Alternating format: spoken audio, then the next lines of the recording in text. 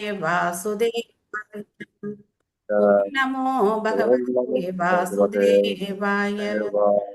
नारायणं नमस्कृत्य नरं चैव नरोत्तमं देवीं सरस्वतीं व्यासं ततो जयमुदीरयेत्। नष्टप्रायेषु भद्रेषु नित्यं बाहवदसेवया भगवती उत्तमश्लोके भक्तिर्भवती नैष्टुकी। निगमकल्पतरोर्गलितं फलं सुखमुखातमृतद्रवसंयुतं पिबद बाहवतं रसमालयं मुहुरहो रसिका भुवि भावुकाः। ॐ अज्ञानतिमिरान्धस्य ज्ञानाञ्जनशलाकया चक्षुरुन्मिलितं येन तस्मै श्रीगुरवे नमः। श्रीचैतन्यमनोभीष्टं स्थापितं येन भूतले स्वयं रूपः कदा माह्यं ददाति स्वपदान्तिकं। वन्देऽहं श्रीगुरो श्रीयुतपदकमलं श्रीगुरून् वैष्णवांश्च श्रीरूपं साग्रजातं सहगण रघुनाथान्वितं तं सजीवं साद्वैतं सावधूतं परिजनसहितं कृष्णचैतन्यदेवं श्रीराधा कृष्णपादान् सहगण ललिता श्रीविशाखान्वितांश्च। हे कृष्ण करुणा सिन्धो दीनबन्धो जगत्पते गोपेश गोपिका कान्त राधाकान्त नमोऽस्तु ते। तप्त काञ्चन गौराङ्गी राधे वृन्दावनेश्वरी वृषभानुसुते देवी प्रणमामि हरिप्रिये। वाञ्छाकल्पतरुभ्यश्च कृपा सिन्धुभ्य एव च पतितानां पावनेभ्यो वैष्णवेभ्यो नमो नमः। नमो विष्णुपादाय कृष्णप्रेष्ठाय भूतले श्रीमते भक्तिवेदान्त स्वामिन्निति नामिने। नमस्ते सारस्वते देवे गौरवाणी प्रचारिणे निर्विशेष शून्यवादी पाश्चात्य देशतारिणे। जय श्री कृष्ण चैतन्य प्रभु नित्यानंद श्री अद्वैत गदाधर श्रीवासादि गौर भक्तवृंद। हरे कृष्णा कृष्ण कृष्णा हरे हरे हरे राम राम राम हरे हरे। मूकं करोति वाचालं पङ्गुं लङ्घयते गिरिं यत्कृपातमहं वन्दे श्रीगुरुं दीनधारिणं परमानन्दं माधवं श्रीचैतन्यम् ईश्वरं। हरिः ओं तत्सत्। कदाञ्चन स्मृते यस्मिन् दुष्करं सुकरं भवेत् स्मरेति प्रीतं श्रीचैतन्यं नमामि तं। हरे கிருஷ்ணா.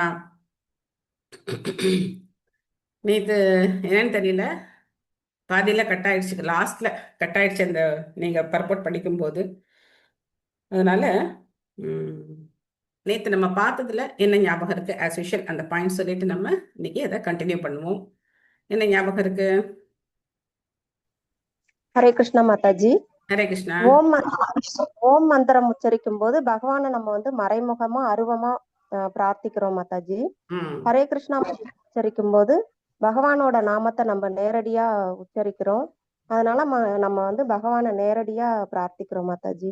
வெரி குட் மாதாஜி, வெரி குட். ரொம்ப கிளியரா சொன்னீங்க. தேங்க்யூ மாதாஜி. வேறுபாடு இல்லை மாதாஜி. மாதாஜி ஹரே கிருஷ்ணா. நான் இன்னைக்குதான் ஜாயின் பண்ணிருக்கேன் மாதாஜி.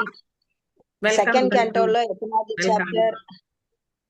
வெல்கம். நன்றி நன்றி மாதாஜி. ஹரே கிருஷ்ணா. கேண்டோல என்ன சாப்டர்? பார்த்ததுல ஹரே கிருஷ்ணா மாதாஜி. சொல்லுங்க.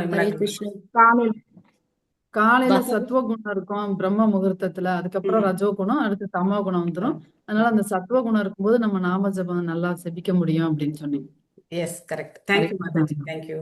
நானும் இன்னைக்கு தான் ஜாயின் பண்ணிருக்கேன் மாதாஜி. ஹரே கிருஷ்ணா மாதாஜி. ஹரே கிருஷ்ணா. நானும் இன்னைக்கு தான் ஜாயின் பண்ணிருக்கேன். கல்யாணி மாதாஜி. ஹரே கிருஷ்ணா. ஹரே கிருஷ்ணா. இன்னைக்கு ஜாயின் பண்ணிருக்கிற எல்லாரையும் ரொம்ப அன்போட வரவேற்கிறோம். ஸோ இது கொஞ்சம் பொறுமையாக படிக்கணும் பாகவதம். இது கதை சொல்கிற மாதிரிலாம் கிடையாது. பொறுமையாக டெய்லி நாங்கள் வந்து ஒரு 4-5 ஸ்லோகம், மேக்ஸிமம் ஒரு 10 ஸ்லோகம் அந்த மாதிரி தான் படிக்கிறோம். பொருளுரையோடு படிக்கிறோம், கொஞ்சம் விளக்கங்களோடு படிக்கிறோம். அதனால் பொறுமையாக போக வேண்டிய விஷயம் இது. அதை புரிஞ்சுக்கிட்டு எல்லாரும் டெய்லி ஜாயின் பண்ணுங்க. பாகவதம் அப்படிங்கிறது அமிர்தம். இதை நாம் கொஞ்சம் கொஞ்சமாக பருகிறோம். ஓகே. ஸ்ரீமத் பாகவதம் 2வது ஸ்கந்தம், முதல் அத்தியாயம். இன்னைக்கு நாம 22வது ஸ்லோகத்தினுடைய பொருளுரையை கொஞ்சம் பார்க்கணும். அது நேற்று கட் ஆயிடுச்சு. ஸோ அதனால இங்க வந்து பிரபுபாதர் இந்த பொருளுரையில என்ன சொல்றாரு அப்படின்னா, யார் ஒருத்தர் பகவானுடைய ரூபத்தை நேரடியா அவங்களால வந்து ஏத்துக்க முடியலையோ, ஏன்னா அதுக்கான காரணம் என்ன சொல்லப்பட்டிருக்கு? நம்ம இதயத்துல இருக்கக்கூடிய ஜட ஆசைகள். அது ஒரு கலங்கம் அப்படின்னு சொல்லப்படுது. அந்த கலங்கங்கள்னால நம்மளால நேரடியா பகவானுடைய அந்த இதை எடுத்துக்க முடியாது. அந்த மாதிரி இருக்கிறவங்களுக்கு என்ன ஆகுது? பகவானுடைய விஸ்வரூபம், விராட் ரூபம் அப்படிங்கிறது பரிந்துரை செய்யப்படுகிறது. அப்போ அந்த விராட் ரூபத்தோட அவங்க வந்து ஈஸியா என்ன பண்ணலாம்? தொடர்பு கொள்ளலாம் அப்படின்னு சொல்லப்படுது. விராட் ரூபம் அப்படிங்கிறது ஆன்மீகமான உருவம் கிடையாது. விஸ்வரூபத்தை பத்தி நல்லா தெரிஞ்சுக்கணும். அந்த உருவம் ஆன்மீகமான உருவம் கிடையாது. பகவானுடைய 2 கைகள் ஏந்திய கிருஷ்ணருடைய ரூபம், 4 கரங்களை உடைய விஷ்ணு ரூபம், இதெல்லாம் என்னது? முழுக்க முழுக்க ஆன்மீகமான ரூபங்கள். ஆனா விஸ்வரூபம் ஆன்மீகமானது கிடையாது. அது வந்து பௌதிகமானது, தற்காலிகமானது. நிரந்தரமான உருவமும் கிடையாது, அது தற்காலிகமானது.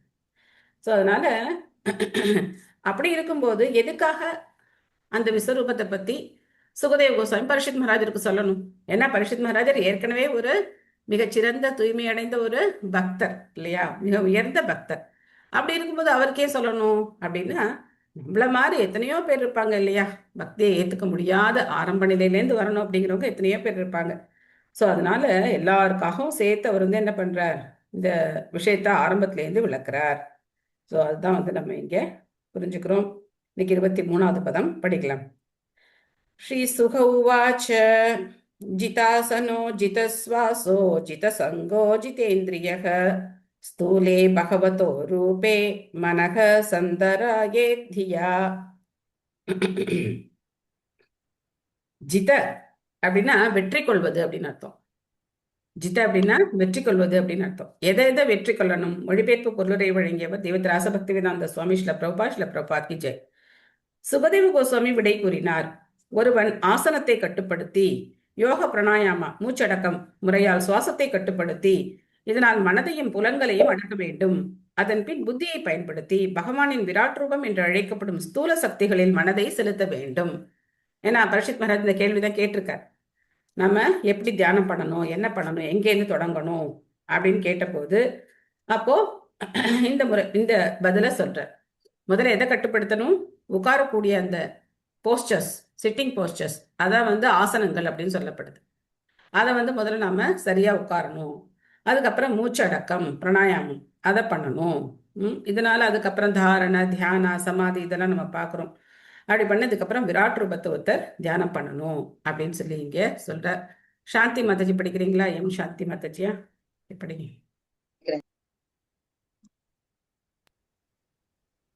சொல்லிருந்த சிலபிரபுக்கு ஜெய். பௌதிகத்தில் ஆழ்ந்துள்ள வீழ்ந்த ஆத்மாவின் மனம் தேகாபிமானத்திலிருந்து விடுபட அவனை அனுபவிப்பதில்லை.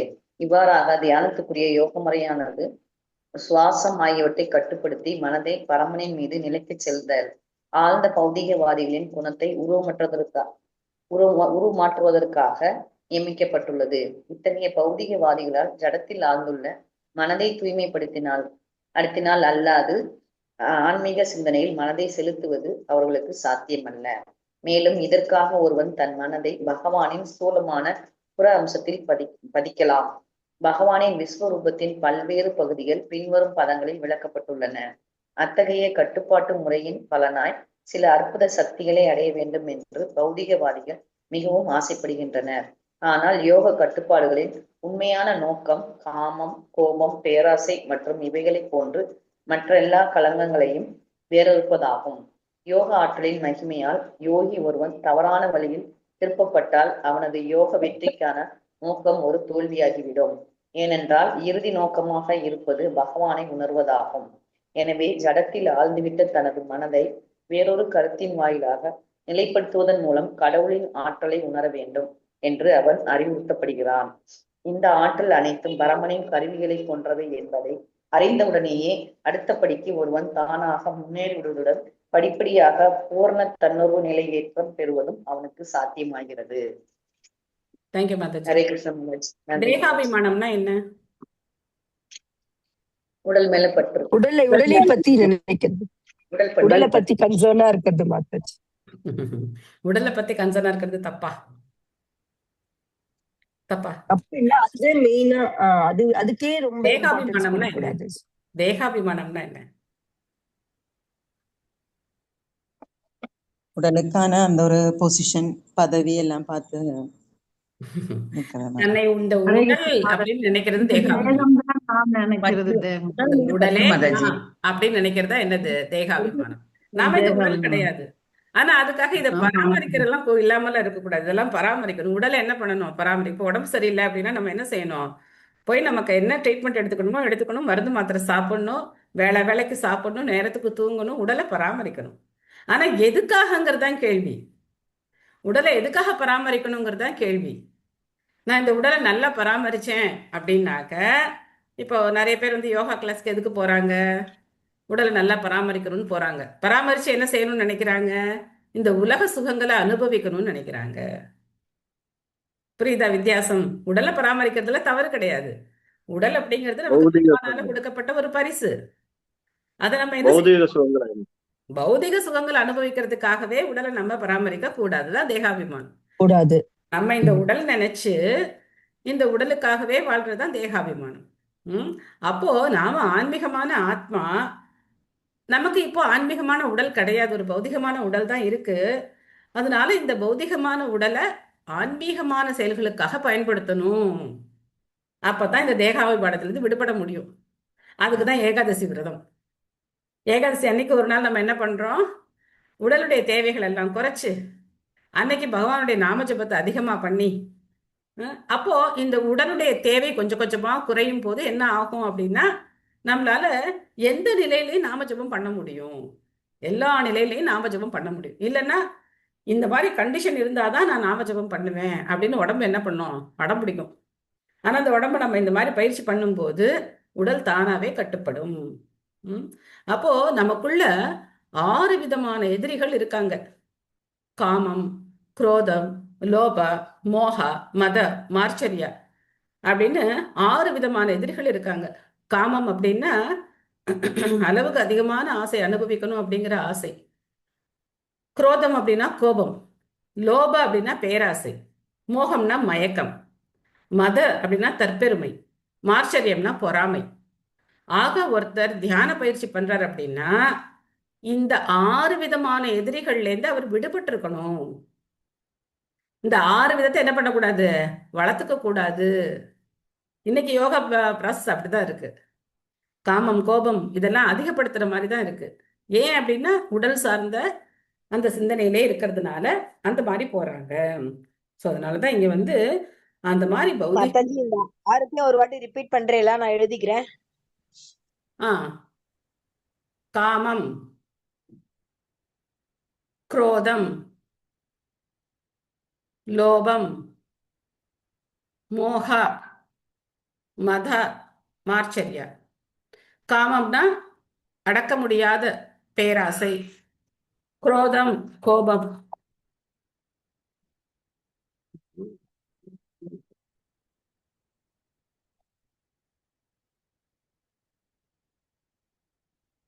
மாதாஜி. லோபம்னா? லோபம்னா பேராசை. மோகனா மயக்கம்.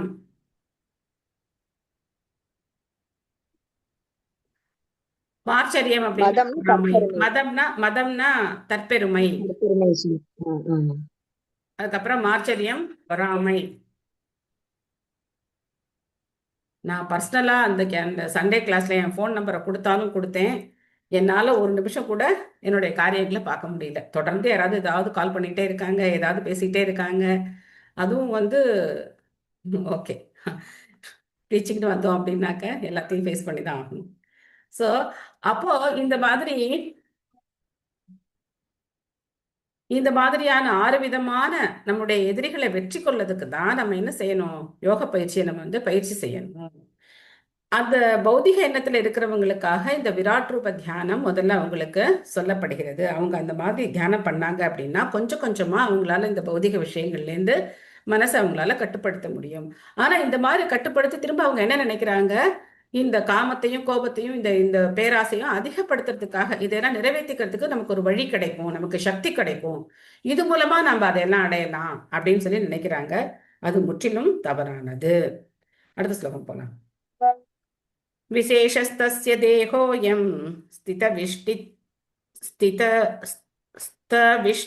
विष्तश्च स्तवीयसाम् यत्रेतं व्यजेते விஸ்வம் பூதம் பவ்யம் பவश्च சத். பிரம்மாண்டமான இந்த பௌதிக படைப்பு முழுமுதற் கடவுளின் சொந்த உடலாகும். இதில்தான் இறந்த, நிகழ் மற்றும் எதிர்காலங்களின் பிரபஞ்ச பலன்கள் அனுபவிக்கப்படுகின்றன. ஸோ மொத்த இந்த பௌதிக படைப்பும் நம்ம நினைக்கிற மாதிரி நம்ம இருக்கிற சின்ன ஊரோ இல்லை நம்மளுடைய இந்திய நாடோ இல்லை இந்த உலகமோ கிடையாது. இந்த மொத்த பிரம்மாண்டம், இந்த பிரம்மாண்டத்துல எண்ணற்ற அண்டங்கள் மிதந்துகிட்டு இருக்கு. இது எல்லாமே பகவானுடைய உடல் அப்படின்னு சொல்லப்படுது. ஓகே, நெக்ஸ்ட் சுபமலர் மாதாஜி படிக்கிறீங்களா? படிக்கிறேன் மாதாஜி. ஹரே கிருஷ்ணா. ஹரே கிருஷ்ணா. பொருளுரை. ஜடமோ அல்லது ஆன்மீகமோ எதுவாக இருப்பினும் அவை அனைத்தும் பரமபுருஷ பகவானுடைய சக்தியின் விரிவே ஆகும். பகவத்கீதையில் 13.13 குறிப்பிடப்பட்டிருப்பதைப் போல சர்வ வல்லமை படைத்தவரான பகவானின் தெய்வீகமான கண்களும் தழுகளும் மற்ற உடல் உறுப்புகளும் எல்லா இடங்களிலும் பரவியுள்ளன. அவரால் காணவோ தொடவோ கேட்கவோ அல்லது எங்கும் எல்லா இடங்களிலும் தோன்றவோ முடியும்.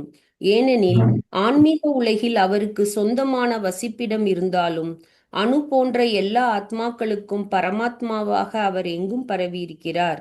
அவரது விஸ்வ தரிசனமே அவரது உன்னதமான சக்தியின் விரிவாக இருப்பதால் நம் அனுபவத்திற்குட்பட்ட இவ்வுலகம் கூட அவரது விஸ்வரூப தோற்றமே ஆகும். சூரியன் ஒரே இடத்தில் உள்ளதாக இருப்பினும் அதன் ஒளி எல்லா இடங்களிலும் பரவியுள்ளது. சூரியனின் கதிர்கள் சூரியனிலிருந்து வேறுபடாததாக இருப்பதால் அவை சூரிய வட்டத்தின் விரிவு என்று ஏற்றுக்கொள்ளப்படுவதைப் போல பகவான் தமக்கு சொந்தமான உலகில் இருப்பினும் அவரது சக்தி எல்லா இடங்களிலும் பரவியுள்ளது. நெருப்பு அதன் கதிர்களையும் உஷ்ணத்தையும் ஒரே இடத்திலிருந்தே பரப்புவதைப் போல் முழுமுதற் கடவுளாகிய பரமாத்மாவும் அவரது பலவகைப்பட்ட சக்திகளின் மூலமாக எங்கும் எல்லா இடங்களிலும் தம்மை விரித்து கொள்கிறார் என்று விஷ்ணு புராணத்தில் 1.22.52 கூறப்பட்டுள்ளது. பிரம்மாண்டமான பிரபஞ்ச படைப்பு பகவானின் விராட் தேகத்தில் ஒரு பகுதி மட்டுமே ஆகும். முக்தியற்றவர்களால் கடவுளின் உன்னதமான முற்றிலும் ஆன்மீகமான உருவை கற்பனை செய்து பார்க்க முடியாது. ஆனால் ஆதி குடிமக்கள் மின்னல், பிரம்மாண்டமான மலை அல்லது மிகப்பெரிய ஆலமரம் ஆகியவற்றை கண்டு வியப்படைவதைப் போல அவர்கள் பகவானின் பல்வேறு சக்திகளை கண்டு திகைக்கின்றனர். புலி, யானை ஆகியவற்றின் உயர்ந்த ஆற்றலையும் பலத்தையும் ஆதி குடிமக்கள் போற்றினர். வேத நூல்களில் பகவானை பற்றிய தெளிவான வர்ணனைகள் இருந்தாலும் பகவான் அவதரித்து அசாதாரணமான வலிமையும் சக்தியையும் காட்டினாலும் கடந்த காலத்தில் வியாசதேவர், நாரதர், அசிதர் மற்றும் தேவலர் போன்ற கற்றறிந்த பண்டிதர்களும் முனிவர்களும் அவரை முழுமுதற் கடவுளாக ஏற்றுக்கொண்டிருந்தும் நவீன காலத்து ஆச்சார்களாகிய சங்கரர், ராமானுஜர், மத்வர் மற்றும் பகவான் ஸ்ரீ சைத்தன்யர் ஆகியோரால் இது ஏற்றுக்கொள்ளப்பட்டு இருப்பினும் அசுரர்கள் பகவானின் இருப்பை அடையாளம் கண்டுகொள்வதில்லை. அசுரர்கள் வேத நூல்களின் தெளிவான ஆதாரங்களையோ அல்லது பெரும் ஆச்சாரியர்களின் அதிகாரத்தையோ ஏற்பதில்லை. எனவே விராட் என்ற பகவானின் பிரம்மாண்டமான உடலை அவர்கள் காண முடியும். மேலும் புலி, யானை மற்றும் மின்னல் போன்றவைகளின் உயர்ந்த ஜடசக்திகளுக்கு மரியாதையை வழங்குவதில் அவர்கள் பழக்கப்பட்டிருப்பதால் விராட் ரூபத்துக்கும் அவர்களால் மரியாதை வழங்க முடியும். பகவான் ஸ்ரீ கிருஷ்ணர் அர்ஜுனனின் வேண்டுகோளுக்கு இணங்க அசுரர்களுக்காக தமது விராட் ரூபத்தை காண்பித்தார். பகவானின் இத்தகைய பிரம்மாண்ட ரூபத்தை காண்பதில் பழக்கமில்லாத அவரது தூய பக்தர் ஒருவருக்கு இந்த நோக்கத்துக்காக விசேஷமான பார்வை தேவைப்படுகிறது. எனவே பகவான் அவரது விராட் ரூபத்தை காண்பதற்காக அர்ஜுனனுக்கு விசேஷமான பார்வையை கொடுத்து உதவினார். இது பகவத்கீதையின் 11ஆம் அத்தியாயத்தில் விவரிக்கப்பட்டுள்ளது. பகவானின் இந்த விராட் ரூபம் அர்ஜுனனுக்காக தோற்றுவிக்கப்பட்டது என்பதை விட எவரையும் கடவுளின் அவதாரமாக ஏற்று அதனால் பொதுமக்களை தப்பாக வழிநடத்தி செல்லும் புக்தியற்றவர்களுக்காக தோற்றுவிக்கப்பட்டது எனலாம். அவர்களுக்கு இங்கு தெரிவிப்பது என்னவெனில், உபயோகமற்ற அந்த அவதார புருஷனை அவனுடைய விராட் ரூபத்தை காட்டுமாறு கூறி அதன் பிறகுதான் அவனை அவதாரம் என்று உறுதிப்படுத்த வேண்டும். பகவானின் விராட் ரூப தோற்றமானது நாஸ்திகர்களுக்கு ஒரு சவாலாகவும் அதே சமயம் அசுரர்களுக்கு அது ஒரு சலுகையாகவும் உள்ளது. இவ்வாறாக பகவானை விராட் ரூபமாக எண்ணி படிப்படியாக பகவானின் உன்னத உருவை உண்மையாக காணும் வகையில் அவர்களது இதயங்களில் உள்ள அசுத்தங்கள் அகற்றப்படுகின்றன. இது நாஸ்திகர்களுக்கும் பௌதிகத்தில் ஆழ்ந்து விட்டவர்களுக்கும் பரம கருணாமூர்த்தியான பகவான் வழங்கும் சலுகையாகும். நன்றி மாதாஜி. ஹரே கிருஷ்ணா. தேங்க்யூ மாதாஜி. புரியுதா விராட் ரூபம்னா எதுக்காக பகவான் காட்டினார் அப்படின்னு சொல்லி? பகவானுடைய நேரடியான அந்த ஷியாமசுந்தர ரூபத்தை ஏத்துக்க முடியாம இருக்காங்க நிறைய பேருக்கு. அவ்வளவு பொறாமை இருக்கு. கோவில்ல இருக்கிற விக்கிரகத்தை சிலைன்னு நினைக்கிறாங்க, கல்லுன்னு நினைக்கிறாங்க. அதை வழிபடுறதுக்கு பதிலா நாம என்ன பண்ணலாம்? சூரியனை வழிபடலாம், நம்ம இயற்கையை வழிபடலாம் அப்படின்னு நினைக்கிறாங்க. நாஸ்திகவாதிகள் பாருங்க, அவங்க வேற எந்த இதுக்கும் வாழ்த்தெல்லாம் சொல்ல மாட்டாங்க. ஆனா பொங்கல் திருநாள், உழவர் திருநாள் அதுக்கு வாழ்த்து சொல்லுவாங்க. ஏன் அப்படின்னாக்க அது அந்த இயற்கையினால கிடைக்குது அப்படின்னு நினைக்கிறாங்க. ஸோ ஏதோ ஒரு விதத்துல என்ன பண்றாங்க, அவங்க வழிபாடு செய்யறாங்க இல்லையா? இந்த இயற்கை மூலமா அவங்க மறைமுகமா பகவான வழிபாடு செய்யறாங்க. அதே மாதிரி இந்த வழிபாடு அப்படிங்கிறத நம்ம பல விதங்கள்ல பார்க்கலாம். சில பேர் பெரிய ஆலமரத்தை வழிபடுவாங்க, கடலை வழிபடுவாங்க, மலைகளை வழிபடுவாங்க. அந்த மாதிரி வழிபடுறவங்களெல்லாம் நம்ம பார்க்கலாம். அவங்களால நேரடியா பகவானை ஏத்துக்க முடியல. அதனால அவங்க மறைமுகமா இந்த மாதிரி ஜட இயற்கை வழிபடுறதுக்கான ஒரு ஏற்பாடும் பகவானால அவங்களுக்கு செய்து கொடுக்கப்படுது. அப்போ பிரபுபா சொல்ற பகவான் ஸ்ரீ கிருஷ்ணருடைய இந்த வழிபாடு அப்படிங்கிறது எத்தனையோ ஆதி காலத்திலேருந்தே இருக்கு. இப்போ நவீன காலத்திலையும் எத்தனையோ ஆச்சாரியர்கள் அவதரிச்சு பகவான் ஸ்ரீ கிருஷ்ணர் தான் முழுமுதற் கடவுள் அப்படின்னு சொல்லியிருக்காங்க. மத்வாச்சாரியார், ராமானுஜர், சைத்தன்ய மகாபிரபு, இந்த மாதிரி ஆச்சாரியர்கள்லாம் சொல்லியிருந்தா கூட இவங்களாலெல்லாம் ஏத்துக்க முடியல. ஏத்துக்காம அவங்க என்ன பண்றாங்க, அதை மறுக்கிறாங்க. அப்பேற்பட்டவர்களுக்காக பகவானுடைய இந்த விராட் ரூபம் சிபாரிசு செய்யப்படுது. இன்னொரு காரணமும் சொல்றார். என்ன காரணம் சொல்றார் பிரபுபாதர் இங்க 11வது அத்தியாயத்துல கிருஷ்ணர் பகவத்கீதையில அர்ஜுனனுக்கு விராட் ரூபம் காமிச்சதுக்கு என்ன காரணம் சொல்றார் பிரபுபாதர்? இன்னொரு முக்கியமான காரணம் சொல்றார். என்ன சொல்றார்? தன்னோட விஸ்வரூபத்தை சாதாரண கண்களால பார்க்க முடியாது அப்படிங்கறதுனால அவருக்கு ஆன்மீக கண்களை கொடுக்கறாரு. எவரையும் கடவுளோட அவதாரம்னு ஏமாத்துறவங்களுக்கு பொதுமக்களை தப்பாக வழிநடத்தி செல்லும் புத்தியற்றவர்களுக்காக தோற்று நான் தான் கடவுள், நான் தான் கடவுள்னு எத்தனை பேர் கிளம்பியிருக்காங்க. எத்தனை பாபாக்கள், எத்தனை அம்மாக்கள், எத்தனை மாமாக்கள், அப்பாக்கள் கிளம்பியிருக்காங்க. நான் தான் பகவான், நான் தான் பகவான் அப்படின்னு. ஒருத்தரும் கடவுள் கிடையாது. இப்போ அவங்கள்ட்ட போய் என்ன கேட்கணும் மக்கள்? நீ தான் கடவுள் அப்படின்னா என்ன பண்ண? உன்னுடைய விஸ்வரூபத்தை கொஞ்சம் காட்டேன் அப்படின்னு சொல்லணும். யாராவது கேட்பாங்களா? அதை யாரும் கேட்க மாட்டாங்க. நான் அன்னைக்கு எதையோ பார்க்கறதுக்காக பார்த்துட்டு இருந்தேன். ஒரு அம்மா உட்காந்து பேசிட்டு இருக்கு. ஒருத்தர் கடவுள்னு சொல்லிட்டு இருக்கார், வயசான ஒருத்தர். அப்போ அவருடைய லீலையா அது. என்ன லீலை? கிருஷ்ணர் கோவர்தனகிரியை தூக்கின மாதிரி அவர் ஒரு லீலை பண்ணாராம். கிருஷ்ணருடைய கோவர்தனகிரி லீலைக்கும் இந்த லீலைக்கும் சமமா இவர் தான் கிருஷ்ணராம். அந்த அம்மா சொல்லிட்டு உட்காந்துருக்கு. இது மாதிரி முட்டாள்கள் என்ன பண்ணிட்டு இருக்காங்க, இதெல்லாம் நம்பிட்டு அதெல்லாம் பார்த்துட்டு உட்காந்துருக்காங்க. நேரடியாக கிருஷ்ணரை வழிபட ஏன் நேரடியாக கிருஷ்ணரை வழிபடுறாம யாரையோ போய் வழிபடுற? கிருஷ்ணருடைய ஒரு ஃபீச்சர்ஸ்ல பார்த்தோம் அப்படின்னா நவ யௌவனம் ச, இந்த ஒரு வார்த்தைக்கு அர்த்தம் தெரிஞ்சா கூட போதும். நவ யௌவனம்னா என்ன அர்த்தம்? புத்திளமையோடு இருக்கக்கூடியவர். யவ்வனம்னா இளமை, நவ யௌவனம். அந்த இளமை எப்படி இருக்கான்? அப்படியே இப்பதான் ஒரு பூ அழகா பூத்திருக்கு அப்படின்னா அதோட ஃப்ரெஷ்னஸ் எப்படி இருக்கும்? அந்த மாதிரியான புத்திளமையோடு இருக்கக்கூடியவர் கிருஷ்ணர். தாத்தாவா கிருஷ்ணர்? எந்த அவதாரமாவது எடுத்திருக்காரா தாத்தாவா? அப்ப எந்த வயசானவனே போய் நான் தான் இவன் தான் கடவுள் கடவுள்னு வச்சு கும்பிட்டுட்டு உட்காந்துருக்காங்க. முட்டாள், எல்லாம் கடைந்தெடுத்த முட்டாள்கள். இந்த ஒரு ஒரு ஒரு ஒரு விஷயம் புரிஞ்சா போதும். நம்ம கிருஷ்ணரை பத்தி பார்க்கும்போது பகவான் அப்படிங்கிற வார்த்தைக்கு என்ன அர்த்தம் பார்த்தோம்? என்ன அர்த்தம் பார்த்தோம்? பராசரர் என்ன அர்த்தம் சொல்லியிருக்கார்? 6 ஐஸ்வர்யங்கள். என்னென்ன 6 ஐஸ்வர்யங்கள் என்னென்ன? அழகு, செல்வம், அழகு, புகழ், கீர்த்தி, செல்வம், வீரம், தியாகம், பொறுமை. அழகு, செல்வம், அறிவு,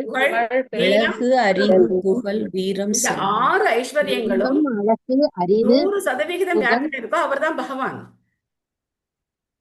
அழகு பார்த்தாலே புள்ள பிடிக்கிற மாதிரி பயமா இருக்கு, அவங்களா கடவுளா?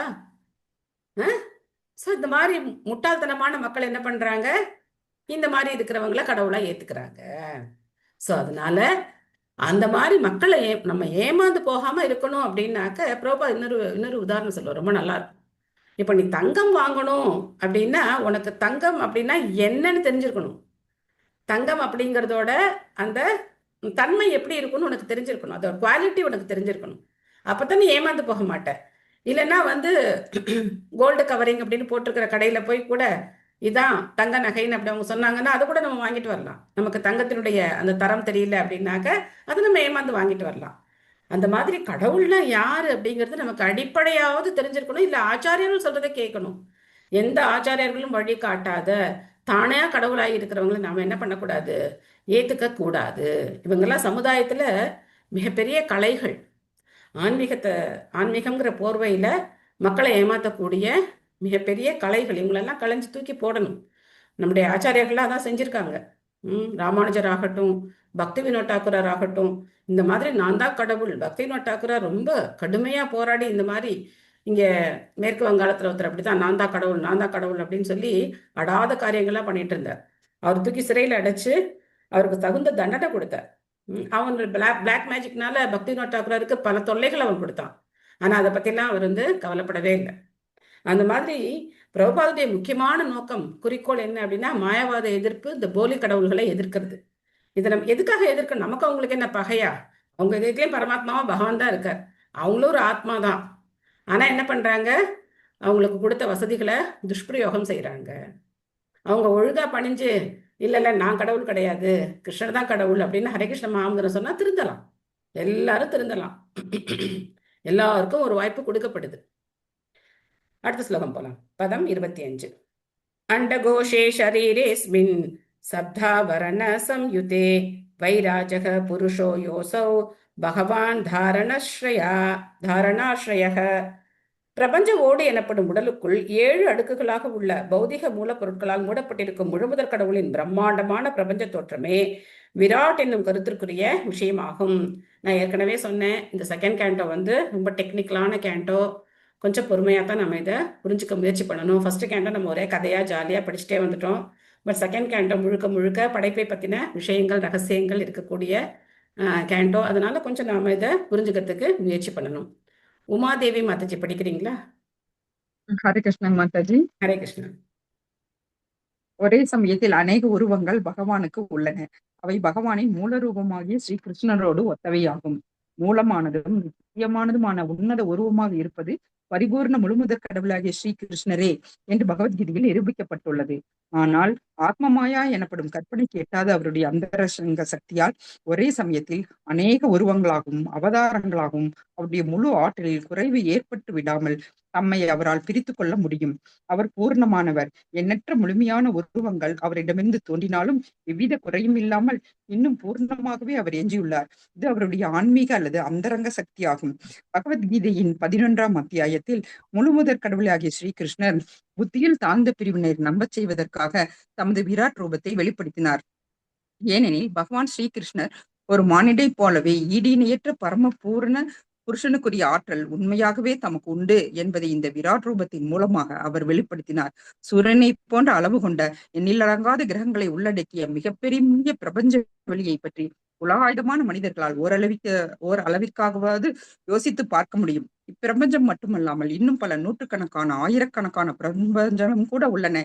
இவை ஒவ்வொன்றும் நீர், நெருப்பு, காற்று, ஆகாயம், அகங்காரம், இன்னும் தோற்றத்துக்கு வராதது மற்றும் ஜட இயற்கை ஆகிய இந்த 7 மடிப்பு கொண்ட ஜடத்திரைகளால் மூடப்பட்டுள்ளன.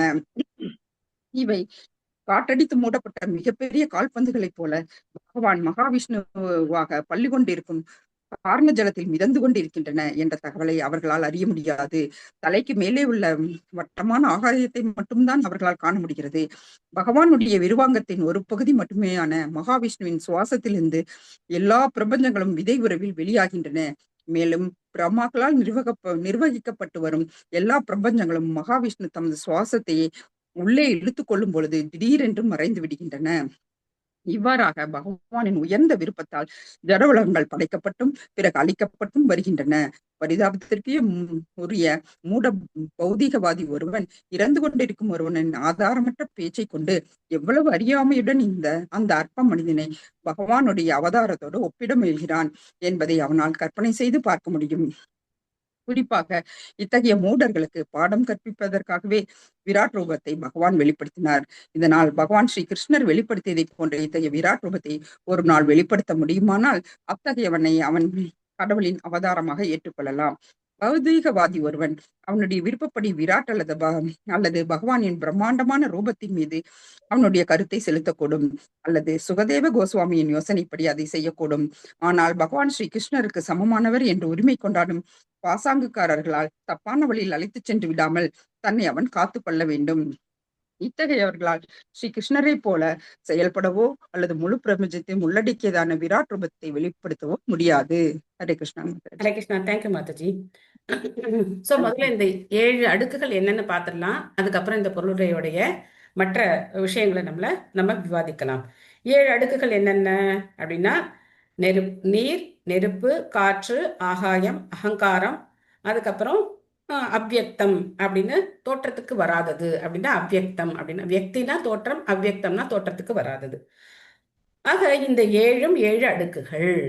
இந்த அடுக்குகள் எல்லாம் எப்படி இருக்கு அப்படின்னா ஒரு உதாரணத்துக்கு ஒரு முட்டை இருக்குன்னு வச்சுக்கோங்களேன். அந்த முட்டை எப்படி இருக்கும்? ஒரு மாதிரி ஒரு ஓவல் ஷேப்ல இருக்கும். அதுக்கு மேல ஒரு ஓடு இருக்கு பார்த்தீங்களா? இந்த மாதிரி இந்த 7 அடுக்குகள் ஒன்றை விட, அதாவது முதல் அடுக்கை விட அடுத்த அடுக்கு 10 மடங்கு டென்சிட்டி ஜாஸ்தி. இந்த மாதிரி இந்த 7 அடுக்குகள் இருக்கு. இதை இந்த மாதிரி நீங்க யோசனை பண்ணிக்கோங்க. ஸோ இது எப்படி இந்த பிரபஞ்சங்கள் எப்படி வெளியில வருது? இதை நம்ம பல தடவை விவாதம் பண்ணியிருக்கோம். இருந்தாலும் திரும்ப சொல்றேன். எக்காரணாநவஜலே பஜதி ஸ்மயோக நித்ராம் அனந்த ஜகதண்ட ஷரோம கூபக ஆதார சக்திம் அவலம்பிய பராம் ஸ்வமூர்த்திம் கோவிந்தமாதி புருஷம் தமஹம் பஜாமி அப்படின்னு பிரம்மா சொல்றார். என்ன அர்த்தம்? காரணா நவஜலே பஜதிஸ்ம யோக. அதாவது இந்த காரண கடல்ல பகவான் காரணோதக சாயி விஷ்ணு பள்ளி கொண்டிருக்கார். நம்ம 3 விஷ்ணுக்களை பத்தி பார்த்தோம் இல்லையா? ஞாபகம் இருக்கா? பேரு என்னென்ன பேர் ஞாபகம் இருக்கு? 3 விஷ்ணுக்கள் யாரு?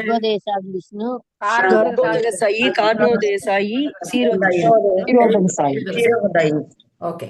காரணக்கடல்ல பள்ளி கொண்டிருக்கிற காரணோதக சாயி விஷ்ணுடைய உடல்ல இருந்து, அவருடைய ரோமக்கால்கள்ல இருந்து என்ன ஆகுது? அவர் யோக நித்ராம், அவர் யோக நித்ரையில இருக்கார்.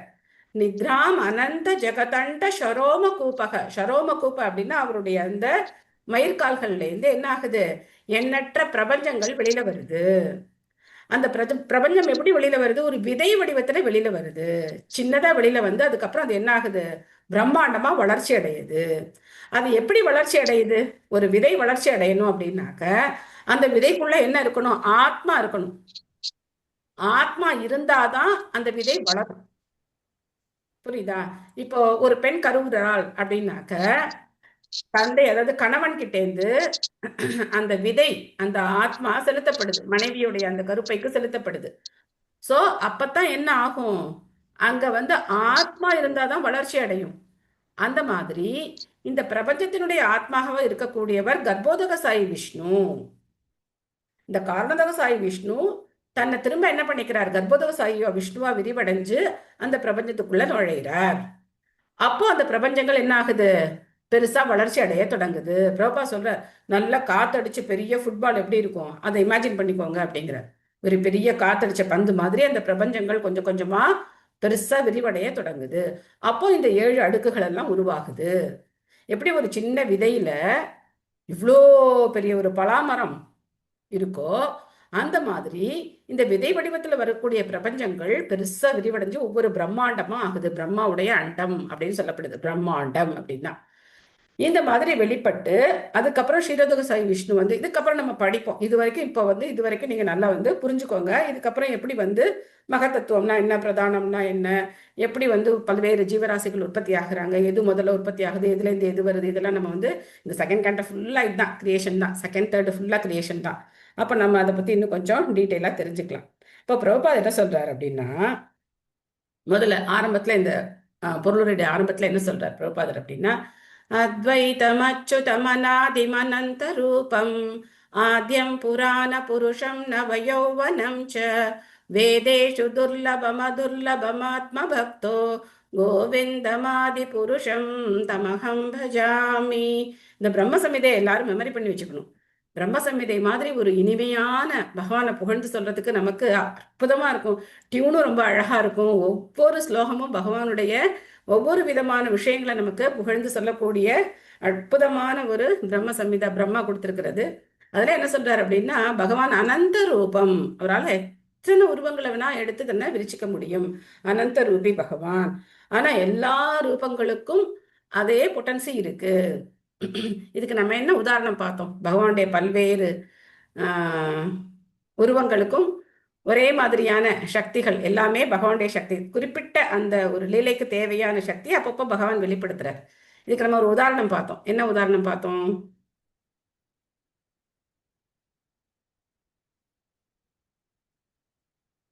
சரி, ஒரு க்ளூ கொடுக்கட்டுமா? க்ளூ கொடுக்கலாமா?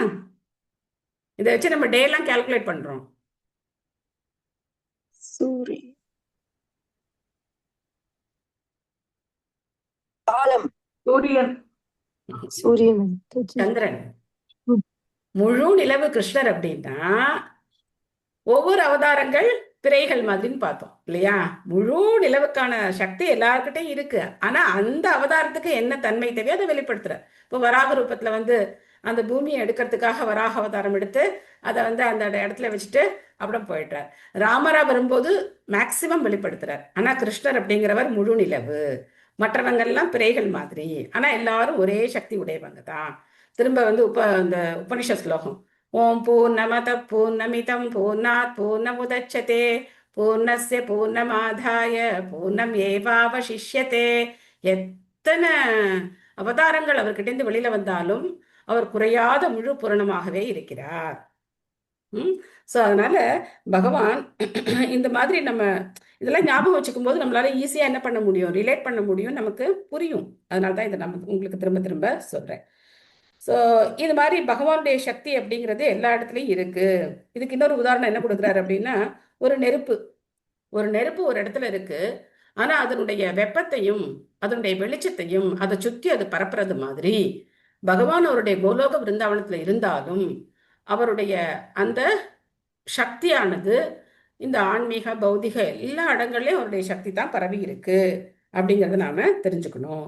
ஆக படைப்புல இத்தனை விஷயங்கள் இருக்கு. 3 விதமான விஷ்ணுக்கள் இருக்காங்க.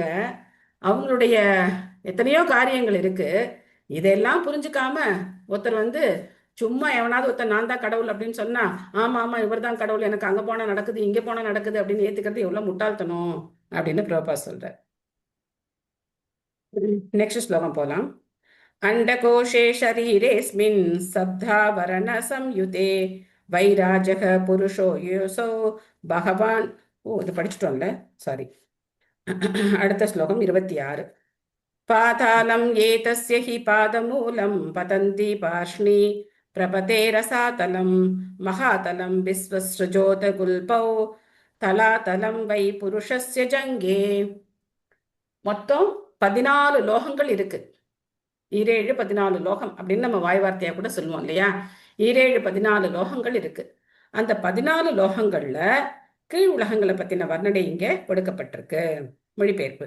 அதை உணர்ந்தவர்கள் விஸ்வரூபத்தினுடைய பாதங்களின் அடிபாகங்களாக பாதாள லோகங்கள் அமைகின்றன என்பதையும், குதிகால்களாகவும் கால் விரல்களாகவும் ரசாதல உலகங்களும், கணுக்கால்களாக மகாதல உலகங்களும், அவருடைய கால்களாக தலாதல உலகங்களும் அமைகின்றன என்பதையும் ஆராய்ந்து அறிந்துள்ளனர். ஸோ இதை இந்த லைன்ல எழுதிட்டுவாங்க, கீழேந்து எழுதிட்டுவாங்க எழுதணும்னு நினைக்கிறவங்க.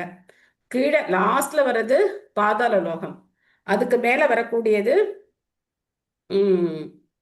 ரசாதலம், அதுக்கப்புறம் தலாதலம், அதுக்கு மேல ஒரு அந்த லோகங்கள் வந்துட்டே இருக்கு. பாதாளம், அதுக்கப்புறம் ரசாதலம், அதுக்கப்புறம் மகாதலம், அதுக்கப்புறம் தலாதலம். தலாதலம் மேல வரும். அந்த மாதிரி கீழேந்து எழுதிட்டே வரணும், இல்லைன்னா இப்படி எழுதிட்டே வரணும். இந்த பொருளுரையில டிரான்ஸ்லேஷன்ல இருக்கிற மாதிரி தலாதலம், ரசாதலம், அதுக்கப்புறம் பாதாளம், இந்த மாதிரி இப்படி இப்படி போய் இப்படி எழுதினீங்கன்னா இப்படி எழுதிட்டே வரணும், இல்லைன்னா கீழேந்து எழுதிட்டே வரணும். ஓகே, இந்த நெக்ஸ்ட் பொருளுரை யார் படிக்கிறீங்க? சித்ரா மாதாஜி படிக்கிறீங்களா? ஹரே கிருஷ்ணா மாதாஜி. ஹரே கிருஷ்ணா. பொருளுரை மொழிபெயர்ப்பு பொருளுரை வழங்கிய தெய்வ திரு ஆசா பக்திவேதாந்த சுவாமி பிரபுபாதருக்கு ஜெய். முழு முதற் கடவுளின் தேகத்திற்கு வெளியில் எவ்வித தோற்றமும் இல்லை. பகவத்கீதையில் 9.4 உறுதி செய்யப்பட்டுள்ளதை போல் படைக்கப்பட்ட உலகிலுள்ள அனைத்தும் அவரையே ஸ்ரீ கிருஷ்ணர் சார்ந்துள்ளன. அதனால் பௌதிகவாதியின் கண்களுக்கு தென்படும் அனைத்தும் முழுமுதற் கடவுளே என்பதை இது குறிப்பதாகாது. பகவானின் விஸ்வரூபத்தை பற்றிய கருத்து பரமபுருஷரை பற்றிய பௌதீக நினைப்பிற்கு ஒரு சந்தர்ப்பத்தை வழங்குகிறது. ஆனால் உலகை அடக்கியாள வேண்டும் என்ற ஆர்வத்தில் அதை காணும் பௌதிகவாதியின் கண்ணோட்டம் இறை உணர்வு அல்ல என்பதை அவன் அவசியமாக அறிய வேண்டும். ஜட மூலங்களை சுரண்ட வேண்டுமென்ற பௌதீக நோக்கம் பகவானின் பகிரங்க சக்தியின் மாயையால் அவ்வப்பொழுது நிகழ்த்தப்படுவதாகும். இதனால் பகவானின் விஸ்வரூபத்தை மனதில் எண்ணுவதன் மூலம் பரம சத்தியத்தை எவரேனும் அறிய விரும்பினால் தொண்டாற்றும் மனோநிலையை அவன் வளர்க்க வேண்டும். இல்லையென்றால் விராட் உணர்வை பற்றிய கருத்து காண்பவனுக்கு மிக குறைந்த பலனை மட்டுமே அளிக்கும். உன்னதமான பகவானின் உருவம் எத்தகையதாக இருந்தாலும் அது ஜட சிருஷ்டிக்கு உட்பட்டதல்ல. எல்லா சூழ்நிலைகளிலும் பரமாத்மாவாகவே அவர் இருக்கிறார். மேலும் ஜடத்தின் முக்குணங்களால் அவர் என்றும் பாதிப்புறுவதே இல்லை. பகவான் ஸ்ரீ கிருஷ்ணர் எப்பொழுதும் தனது அந்தரங்க சக்தியாலேயே வாழ்கிறார். பிரபஞ்சம் 14 கிரக அமைப்புகளாக பிரிக்கப்பட்டு உள்ளது. பூர், புவர், ஸ்வர், மகர், ஜனஸ், தபஸ் மற்றும் சத்திய என்று அழைக்கப்படும் 7 கிரக அமைப்புகள் ஒன்றன் கீழ் ஒன்றாக அமைந்துள்ள கிரக அமைப்புகளாகும். ஒன்றிற்கு மேல் ஒன்றாக அமைந்துள்ள கிரக அமைப்புகளாகும். ஒன்றின் கீழ் ஒன்றாக உள்ள கீழ் நோக்கியுள்ள கிரக அமைப்புகளும் 7 உள்ளன. அவை அதலம், விதலம், சுதலம், தலாலம், மகாதலம், ரசாதலம் மற்றும் பாதாளம் என்று அழைக்கப்படுகின்றன. இந்த பதத்தில் வர்ணனை அடியிலிருந்து துவங்குகிறது. ஏனெனில் பகவானின் தேக வர்ணனை அவரது பாதங்களிலிருந்து துவங்க வேண்டும். இம்முறை பக்தி மார்க்கத்திற்கு ஏற்புடையதாகும். ஹரே கிருஷ்ணா மாதாஜி. நன்றி மாதாஜி. ஹரே கிருஷ்ணா. சோ இந்த விராட் அப்படிங்கிறது கூட பகவானுடைய பாதங்கள்ல இருந்து நம்ம ஆரம்பிக்கிறோம் அப்படின்னு பிரபா சொல்றார். அதனால பாதாள உலகங்கள்ல இருந்து ஆரம்பிக்கிறோம். பாதாள உலகங்கள்ல ஏகப்பட்ட நரகலோகங்கள் இருக்கு. அந்த நாம செய்யக்கூடிய பாவங்களுக்கெல்லாம் நாம எங்க போய் தண்டனை, நமக்கு அந்த கோர்ட்டு எங்க இருக்குன்னா அந்த பாதாள உலகத்துலதான் இருக்கு. வந்து அங்கதான் யமதர்மராஜனுடைய அந்த பெரிய கோர்ட் இருக்கு. அதான் சுப்ரீம். அதுக்கு மேல எங்கேயும் அப்பீல்லாம் கிடையாது. அதுக்கு அங்க கொடுக்குற தீர்ப்பு தான் அல்டிமேட் தீர்ப்பு. அதுக்கப்புறம் அதெல்லாம் அலசி ஆராய்ஞ்சு நம்மளை எங்க அனுப்பணுமோ அந்த இடத்துக்கு அனுப்பி விடுவாங்க. அதுக்கு மேல இருக்கிற ரசாத்தலம், தலாத்தலம், மகாத்தலம் இந்த மாதிரி லோகங்கள் எல்லாம் இருக்கு. ஸோ மேலே எப்படி இருக்கு அப்படின்னா பூர்லோகம், புவர்லோகம், சொர்க்கலோகம், மகரலோகம், ஜனலோகம், தப்போலோகம், சத்தியலோகம். ஆக இந்த மேல 7 லோகங்கள் இருக்கு, கீழே 7 லோகங்கள் இருக்கு. நடுவுல நம்ம இருக்கோம் பூர்லோகம் அப்படின்னு சொல்லக்கூடிய பூமியில தான் நம்ம இருக்கோம். நம்ம இப்ப என்ன பண்ணிட்டு இருக்கோம் அப்படின்னா இந்த பூமியில பறந்து பல காரியங்கள் செஞ்சு மேலேயும் கீழே என்ன பண்ணிட்டு இருக்கோம், சுத்திக்கிட்டே இருக்கோம். குடநாட்டத்தை உட்காந்து சுத்துற மாதிரி இந்த 7, 14 லோகங்களே நம்ம சுத்திக்கிட்டே இருக்கோம். அப்போ இந்த கிருஷ்ண பக்தியை பயிற்சி பண்ணும்போது இந்த 7, 14 லோகங்களையும் தாண்டி இந்த மாதிரி இது வந்து ஒரு பால் அப்படின்னு வச்சுக்கிட்டோம் அப்படின்னாக்க இது மாதிரி கோடான கோடி பிரபஞ்சங்கள் இருக்கு. இந்த மாதிரி 14 லோகங்களை கொண்ட அடுக்குகளை கொண்ட பிரபஞ்சங்கள் கோடான கோடி இருக்கு. இதுலயும் நம்ம மாறி மாறி வரும். ஒரு தடவை அந்த பிரபஞ்சம், ஒரு தடவை இந்த பிரபஞ்சம், அப்படி நம்ம சுத்திக்கிட்டே இருக்கோம். இந்த எல்லா ஊர் சுத்தத்தையும் நிறுத்திட்டு நம்ம எங்க போகணும், பகவானுடைய வைகுண்ட ராஜ்யத்துக்கு நம்ம திரும்ப போகணும். அதுதான் கோல். புரியுதா கோல் எவ்வளவு பெருசுன்னு? இங்கேருந்து நம்ம வந்து வெளியூருக்கு போகணும்னாலே நம்ம என்ன பண்ணணும், வெளியூர் வெளிநாடுன்னு வச்சுக்கோங்க, எவ்வளோ ப்ரொசீஜர்ஸ் இருக்கு இல்லையா, எல்லாத்தையும் முடிச்சு போகணும். ஸோ அதனால பகவானுடைய லோகத்தை அடையிறதுங்கிறது அவ்வளவு ஈஸி கிடையாது. ஆனா இந்த கலியுகத்துல அது ரொம்ப சுலபமாக்கப்பட்டிருக்கு. ஸோ பிரபுபா சொல்ற இந்த விஸ்வரூபத்தை பத்தின கருத்து வந்து நாம சரியா புரிஞ்சுக்கணும். பார்க்கறதெல்லாம் கிருஷ்ணன் கிடையாது, ஆனா எல்லாத்துலயும் பகவான் இருக்கார், அதையும் புரிஞ்சுக்கணும். எல்லாத்தையும் பகவான் இருக்கார், ஆனா அது எல்லாமே கிருஷ்ணனும் கிடையாது. இது ரெண்டத்தையும் நம்ம வந்து டிஸ்டிங்விஷ் பண்ணி பார்க்கறதுக்கு தெரிஞ்சுக்கணும். அப்போ இந்த விஸ்வரூபத்தினுடைய வர்ணனைகள் அப்படிங்கிறத நாம முழு தியானத்தோட இதை நம்ம ஏத்துக்கணும். அதுவும் ரொம்ப முக்கியமானது. त्वे जानूनि सूतलं विश्वमूर्तेर् ऊरुद्वयं वितलं साधनं च महीतलं तज्जगनं महीपते நபஸ்தலம் நாபிசரோ கிருணந்தி. விஸ்வரூபத்தின் முழங்கால்களாக சுதலம் எனப்படும் கிரக அமைப்பும் இரு தொடைகளாக விதல மற்றும் அதல கிரக அமைப்புகளும் உள்ளன. மேலும் இடுப்புகள் மகிதளமாகவும் அவரது நாபிக்குழியாக வானவெளியும் உள்ளன. இந்த சுத்தல லோகத்துல தான் யார் இருக்கா சுத்தல லோகத்துல? மகாபலி சக்கரவர்த்தி இருக்கார். சோ அங்க பகவான் அவருக்கு கேட் கீப்பரா காவலுக்கு நிற்கிறார். மகாபலிக்கு உரஸ்தலம் ஜோதிர் அநீகமஸ்ய கிரீவா மகர்வதனம் வை ஜனோஸ்ய தபோவராதிம் விதுராதி பும்சக சத்யம் து சீர்ஷானி சகஸ்ரசீஷ்ணக. விஸ்வரூபத்தின் மூலபுருஷரான அவரது மார்பாக பிரகாசமுடைய கிரக அமைப்பும் அவரது கழுத்தாக மகர்லோகங்களும் அவரது வாயாக ஜனலோகங்களும் மேலும் அவரது நெற்றியாக தப்போலோகங்களும் உள்ளன. 1000 தலைகளை கொண்ட அவரது தலையாக இருப்பது சத்தியலோகம் எனப்படும் மிக உயர்ந்த கிரக அமைப்பாகும். இந்த சத்தியலோகத்துல தான் பிரம்மா இருக்கிறதுலயே மிக உயர்ந்த லோகம் இந்த சத்தியலோகம் தான். அதனால பகவத்கீதையில பகவான் சொல்ற பிரம்ம புவனாலோக புனராவர்த்தினோ அர்ஜுனா அப்படின்னு சொல்ற. நீ இந்த பிரம்மலோகத்தையே கஷ்டப்பட்டு போய் அடைஞ்சா கூட, ஏன்னா இருக்கிற 14 லோகங்களே மிகப்பெரிய லோகம் இதுதான், உயர்ந்த லோகம் இதுதான். அதை அடைஞ்சா கூட திரும்ப நீ இந்த பௌதிக உலகத்துக்கு திரும்பி வரணும். பிரம்ம புவனாலோக புனராவர்த்தினோ அர்ஜுனா மாமுபேத்திய கௌந்தேய புனர்ஜென்மன வித்தியத்தை. ஆனா என்கிட்ட வந்துட்டேன் அப்படின்னாக்க திரும்ப இந்த பௌதிக உலகத்துக்கு வர வேண்டிய அவசியம் கிடையாது அப்படின்னு சொல்ற. சோ இந்த உலகங்கள் எல்லாம் எந்த விதமான கர்ம வினைகளும் கிடையாது. இந்த பூலோகம் மட்டும்தான் கர்ம பூமி. இங்க நம்ம பண்ற காரியங்கள் மட்டும்தான் அக்கௌண்ட்டுக்கு வருது. மற்ற இடங்கள்ல பண்ணக்கூடியதெல்லாம் அக்கௌண்ட் கிடையாது. ஏன்னா அங்கெல்லாம் அனுபவிக்கிறதுக்காக போறோம். ஒண்ணு புண்ணிய காரியம் பண்ணிட்டு சொர்க்கலோகத்துல போய் அனுபவிக்க போறோம், இல்ல பாவ காரியங்கள் பண்ணிட்டு நரகத்தை அனுபவிக்கிறதுக்காக போறோம். ஸோ இந்த மாதிரி மாறி மாறி போயிட்டே இருக்கும். அங்கெல்லாம் வேலையெல்லாம் கிடையாது. ஒன்லி அங்க என்ன ஃபெசிலிட்டி இருக்கோ அதை நம்ம என்ஜாய் பண்றதுக்கு தான் போறோம். நரகலோகத்துல போனா அங்க இருக்கிற கஷ்டங்களை அனுபவிக்கணும், சொர்க்கலோகத்துக்கு போனா அங்க இருக்கிற சுகங்களை அனுபவிக்கணும். ஆக அங்க போறதுக்கான பணத்தை எங்க சேர்க்கிறோம்? இந்த பூலோகத்துல பண்ற கர்ம வினைகள்ல நம்ம அதை சேர்க்கிறோம். இது நம்ம ஹாலிடேக்கு எங்கேயாவது வெக்கேஷனுக்கு போற மாதிரி இல்லையா? பணம்லாம் சேர்த்து எல்லாத்தையும் பண்ணி வச்சுட்டு வெக்கேஷனுக்கு நிறைய பேர் என்ன பண்ணுவாங்க, ஊட்டி கொடைக்கானல் போவாங்க. நிறைய பணம் இருந்தால் சுவிட்சர்லாந்து போவாங்க. இதெல்லாம் முடிச்சுட்டு திரும்ப எங்க வரணும்? வீட்டுக்கு வந்து திரும்ப ஆஃபீஸ் தான் போகணும், அந்த மாதிரி. ஆனா நாம நீங்காத செல்வம் அப்படிங்கிற பக்தியை சேர்த்தோம் அப்படின்னாக்க திரும்ப இந்த பௌதிக உலகத்துக்கு வர வேண்டிய அவசியம் நமக்கு கிடையாது. இந்த பொருள் அகிலா மாதாஜி படிக்கிறீங்களா? ஹரே கிருஷ்ணா. மொழிபெயர்ப்பு. ஸ்ரீல பிரபுபாதருக்கு ஜெய். விஸ்வரூப சூரியன் மற்றும் சந்திரனை போன்ற பிரகாசமுடைய கிரகங்கள் கிட்டத்தட்ட பிரபஞ்சத்தின் நடுவே அமைந்திருக்கின்றன. இதனால் பகவானின் ஆதி விஸ்வரூபத்தின் மார்பாக அவை அறியப்படுகின்றன. மேலும் பிரகாசமுடைய கிரகங்களுக்கு மேலே உள்ளவையும் சொர்க்கலோகங்கள் என்று அழைக்கப்படுபவையுமான தேவலோகங்கள் மகர், ஜன மற்றும் தபோலோகங்கள் எனப்படுகின்றன. அனைத்திற்கும் மேலாக ஜட இயற்கை குணங்களின் முக்கிய இயக்குநர்களான விஷ்ணு, பிரம்மா மற்றும் சிவன் ஆகியோர் வசிக்கும் சத்தியலோக கிரக அமைப்பு உள்ளது. இந்த விஷ்ணு ஷீரோதக சாயி விஷ்ணு என்று அழைக்கப்படுகிறார். மேலும் எல்லா உயிரினங்களிலும் உள்ள பரமாத்மாவுக்கும் இவர் செயற்படுகிறார். காரண சமுத்திரத்தில் எண்ணற்ற பிரபஞ்சங்கள் மிதந்து கொண்டு இருக்கின்றன. அவை ஒவ்வொன்றிலும் பகவானுடைய விராட் ரூபத்தின் பிரதிநிதி இருப்பதுடன் அவரோடு எண்ணற்ற சூரியன்கள், சந்திரன்கள், வானுலக தேவர்கள், பிரம்மாக்கள், விஷ்ணுக்கள் மற்றும் சிவன்கள் ஆகியோரும் உள்ளனர்.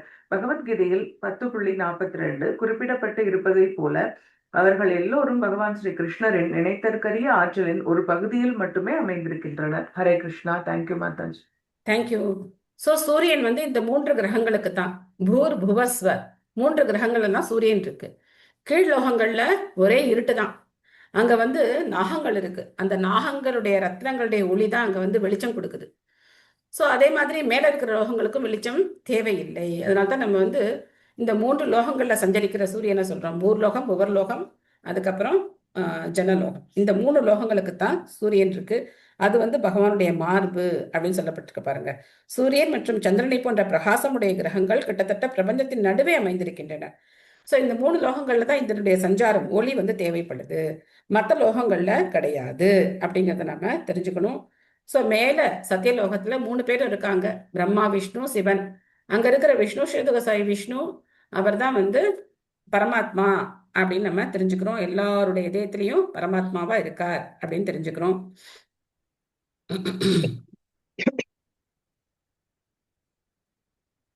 சோ இந்த மாதிரி ஒவ்வொரு ஒவ்வொரு அண்டத்திலையும் யார் இருக்கா? சூரியன்கள் இருக்காங்க. ஒவ்வொரு அண்டத்திலையும் சூரிய சந்திரன்கள் இருக்காங்க. ஒவ்வொரு அண்டத்திலையும் வந்து இந்த மாதிரி 14 அடுக்குகள் இருக்கு. அதனால எண்ணற்ற சூரியன்கள் எல்லாரும் இருக்காங்க அப்படின்னு நம்ம தெரிஞ்சுக்கிறோம். இந்திராதயோ பாகவ ஆஹுருஷ்ரா கர்ணோ திசக ஸ்ரோத்ரம் அமுஷ்ய சப்தக நாசத்ய தஸ்ரோ பரமஸ்ய நாசே கிராணோஸ்ய கந்தோ முகம் அக்னீரித்தக. இந்திரன் முதலான தேவர்கள் அவரது கரங்களாகும். 10 திசைகளாக இருப்பது அவரது செவிகளாகும். மேலும் பௌதிக ஓசையாக இருப்பது அவரது செவியுறும் புலனாகவும், அவரது 2 நாசித்வாரங்கள் 2 அஸ்வினி குமாரர்களாகவும், பௌதிக நறுமணமாய் இருப்பது அவரது முகரும் புலன்களாகவும், அவரது வாய் கொழுந்து விட்டு எரியும் தீச்சுடராகவும் விளங்குகிறது. விமலா தேவி மாதாஜி படிக்கிறீங்களா? ஹரே கிருஷ்ணா மாதாஜி. ஹரே கிருஷ்ணா. ஹரே கிருஷ்ணா. ஹரே கிருஷ்ணா. ஸ்ரீல பிரபுபாதக்கு ஜெய். பகவத்கீதையின் 11ஆம் அத்தியாயத்தில் விவரிக்கப்பட்டுள்ள முழுமுதற் கடவுளின் விஸ்வரூபம் இங்கு இந்த ஸ்ரீமத் பாகவதத்தில் மேலும் விவரிக்கப்படுகிறது. பகவத்கீதையில் 11.30 உள்ள விவரணை பின்வருமாறு உள்ளது. ஓ விஷ்ணு, கொழுந்துவிட்டு எரியும் உமது வாய்களில் மக்கள் அனைவரையும் அழித்து கொண்டும் அளக்க முடியாத உமது கிரகங்களினால் அனைத்து பிரபஞ்சங்களையும் தாங்கள் நிறைத்து கொண்டிருப்பதையும் நான் காண்கின்றேன். உங்களே தகித்து கொண்டு நீர் காட்சி அளிக்கிறீர். இவ்வகையில் பகவத்கீதையின் மாணவனுக்கு ஸ்ரீமத் பாகவதம் உயர் கல்வியாக அமைகிறது. இவ்விரண்டுமே பரம சத்தியம் ஆகிய ஸ்ரீ கிருஷ்ணரை பற்றிய விஞ்ஞானமாகையால் இவைகள் ஒவ்வொன்றுக்கு சார்புடையவையாக இருக்கின்றன. விராட் புருஷர் என்ற பகவானின் விஸ்வரூபம் ஆட்சி செலுத்தும் தேவர்களையும் ஆளப்படும் ஜீவராசிகளையும் உள்ளடக்கியது என்று கூறப்படுகிறது. ஒரு ஜீவனின் மிக சிறிய பகுதியும் கூட தேவர்களின் ஆட்சிக்கு உட்பட்டது. பகவானின் விஸ்வரூபத்திற்குள் தேவர்களும் அடங்கி இருப்பதால் எவ்வாறு ஒரு மரத்தின் வேருக்கு நீர் ஊற்றுவதால் அதன் மற்றெல்லா பகுதிகளுக்கும் சக்தி விநியோகிக்கப்படுகிறதோ அவ்வாறே பகவானே அவரது பௌதிகமான விஸ்வரூபத்திலோ அல்லது உன்னதமான நித்திய உருவமாகிய பகவான் ஸ்ரீ கிருஷ்ணராகவோ வழிபடுவதால் தேவர்கள் மட்டுமல்லாமல் மற்றெல்லா பின்ன பகுதிகளும் கூட திருப்தி அடைகின்றன. இதன் விளைவாக ஒரு பௌதிகவாதியும் கூட பகவானின் விஸ்வரூப வழிபாட்டின் மூலமாக சரியான பாதையில் செலுத்தப்படுகிறான். இவ்வாறாக பல்வேறு ஆசைகளை நிறைவேற்றிக் கொள்வதற்காக பல தேவர்களை அணுகும் முறையால் தவறான வழியில் செலுத்தப்படக்கூடிய அபாயத்திற்கு ஒருவன் ஆளாக்க வேண்டியதில்லை. ஸ்ரீ கிருஷ்ணர் மட்டுமே உண்மையான ஜீவன். மற்ற அனைவரும் கற்பனையானவர்களே, ஏனெனில் அனைத்தும் அவருக்குள் அடங்கியுள்ளன. ஹரே கிருஷ்ணா. நன்றி மாதாஜி. ஹரே கிருஷ்ணா. தேங்க்யூ. முக்கியமான விஷயம், பகவத்கீதை அப்படிங்கிறது நமக்கு ஆரம்ப கல்வி, ஸ்ரீமத் பாகவதம் உயர்கல்வி. ஸோ பகவத்கீதையை நம்ம கொஞ்சம் நல்லா படிச்சு புரிஞ்சிருந்தோம் அப்படின்னா பாகவதம் படிக்கும்போது நமக்கு அது கொஞ்சம் சுலபமா இருக்கும். இந்த 11ஆவது அத்தியாயத்துல பகவானுடைய விஸ்வரூபத்துல அவர் என்ன பண்றார், அந்த படை வீரர்கள் எல்லாரும் உள்ள போறாங்க. துரோணர், பீஷ்மர், துரியோதனன் மாதிரி எல்லாருமே உள்ள போறாங்க. அதை பார்த்து அர்ஜுனன் பயந்து சொல்றார், யார் நீ அப்படின்னு கேட்கிறார். அப்போ பகவான் சொல்றார், நான் தான் காலம் அப்படிலாம் சொல்றார். ஸோ அந்த மாதிரி இந்த பாகவதத்துல அது இன்னும் கொஞ்சம் விரிவா சொல்லப்பட்டிருக்கு. ஏன்னா என்னென்ன சொல்லப்பட்டிருக்கு, தேவர்கள் அவரது கரங்கள், 10 திசைகள் அவரது செவிகள், மேலும் பௌதிக ஓசையாக இருப்பது அவரது செவியுறும் புலன், அவரது 2 நாசித்வாரங்கள் அஸ்வினி குமாரர்கள், நறுமணமா இருக்கக்கூடியது அவரது முகரும் புலன்கள். அப்போ இந்த மாதிரி பகவானுடைய ஆட்சி எல்லா இடத்துலையும் இருக்கும்போது நாம எங்க இருந்து என்ன பேசினாலும் அவருக்கு தெரியும், என்ன நினைச்சாலும் அவருக்கு தெரியும். ஏன்னா 10 திசைகளை தாண்டி நம்மளால எதாவது பண்ண முடியுமா? திசைகள் நமக்கு எப்பவுமே சாட்சியா இருக்கு. இவங்கெல்லாம் சாட்சிகள், நம்ம செய்யக்கூடிய காரியங்களுக்கு இவங்கெல்லாம் சாட்சிகள். நம்ம ஒரு இடத்துல கதவு மூடிக்கிட்டு யாரும் பார்க்கல அப்படின்னு சொல்லி ஒரு காரியம் செஞ்சிட்டோம் அப்படின்னா மனிதர்களுடைய கண்கள்ல இருந்து நம்ம கதவு மூடிட்டு இருக்கிறதுனால இல்ல மறைச்சுக்கிட்டதுனால நம்ம தப்பிக்கலாமே தவிர பகவானுடைய சக்தியிலேருந்து நம்மளால தப்பிக்கவே முடியாது. அவருடைய கண்காணிப்பு அப்படிங்கிறது நமக்கு தொடர்ந்து இருந்துகிட்டே இருக்கு. இதை நம்ம நல்லா புரிஞ்சுக்கணும். பகவானை நம்ம ஏமாத்தவே முடியாது, அவரை நாம ஏமாத்தவே முடியாது. அதனால டெய்லி பகவான்கிட்ட போய் பிரார்த்தனை பண்ணும்போது, கிருஷ்ணா எத்தனை தடவை சொன்னாலும் நான் என்ன பண்ணிக்கிட்டே தான் இருக்கேன், திரும்ப திரும்ப நான் ஏதாவது தப்பு பண்ணிக்கிட்டே தான் இருக்கேன், தயவுசெய்து என்னை திருத்தி என்ன பண்ணுங்க, நல்ல வழிக்கு என்னை கொண்டு வாங்க, உங்களுடைய பக்தி மார்க்கத்துக்கு என்னை கொண்டு வாங்கன்னு சொல்லி நம்ம பிரார்த்தனை பண்ணணும். அது ஒண்ணுதான் ஒரே வழி. ஸோ அடுத்தது ரொம்ப முக்கியமான ஒரு பாயிண்ட்டை பிரபுபாத் நமக்கு வந்து எஸ்டாப்ளிஷ் பண்றார்.